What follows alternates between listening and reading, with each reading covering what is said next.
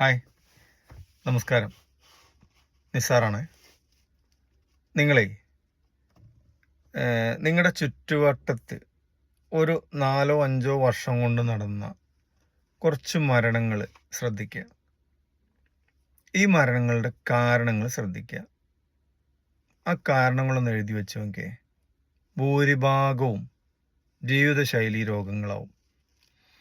ഈ മരിച്ച ആളുകൾക്കൊന്നും യഥാർത്ഥത്തിൽ നമ്മളെ നാട്ടുഭാഷയിൽ പറയുന്ന പോലെ മരിക്കാൻ വേണ്ടിയുള്ള പ്രായമൊന്നും ആയിട്ടുണ്ടായിരുന്നില്ല. എന്താ പറ്റണോന്ന് പറയില്ലേ, അതുപോലെ ക്ലിയർ ആയിട്ടൊന്ന് നോക്കേ, നമുക്ക് മനസ്സിലാവും ഈ ജീവിതശൈലി രോഗങ്ങൾ കാരണമാണ് ഇവർക്ക് ഈ അസുഖങ്ങൾ ഉണ്ടായത്.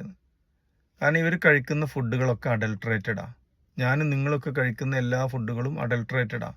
ഇതിലൊക്കെ മായങ്ങളുണ്ട്, അല്ലെങ്കിൽ കെമിക്കൽസ് ഉണ്ട്.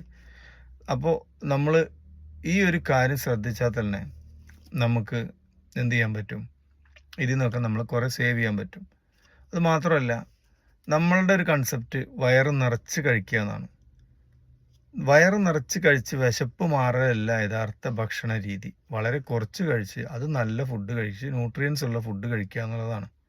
അപ്പോൾ ഇത് നമ്മളെ മനസ്സിനെ പറഞ്ഞ് പഠിപ്പിക്കുക. വാരി വലിച്ച് കഴിച്ചിട്ടല്ല, വളരെ കുറച്ച് ചവച്ചരച്ച് വൃത്തിയായി കഴിച്ചിട്ടാണ് നമ്മൾ എന്ത് ചെയ്യേണ്ടത്, നമ്മളെ ആരോഗ്യത്തിനെ സംരക്ഷിക്കേണ്ടത്. ഓക്കെ, നന്ദി, നമസ്കാരം.